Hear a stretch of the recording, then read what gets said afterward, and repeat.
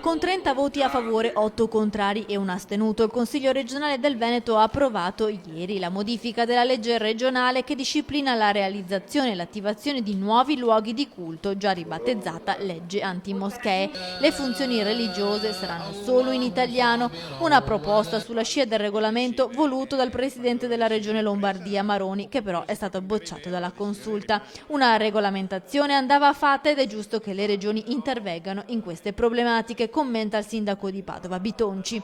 Queste norme vanno approvate perché il tema del controllo e della distanza dai luoghi sensibili delle moschee è un tema legato anche alla sicurezza, e non dimentichiamoci mai quello che è successo in Francia, in Belgio, e quanto sia alta l'attenzione anche in Italia, e questo anche a Padova. Il sindaco poi è tornato sul tema dei profughi dopo l'indagine che ha coinvolto la Coop Ecofficina, che gestisce attualmente i migranti ospitati alla Prandina e che già si è giudicata al primo bando per l'accoglienza. Gli avvisi di garanzia non sono ovviamente una condanna, diciamolo chiaramente.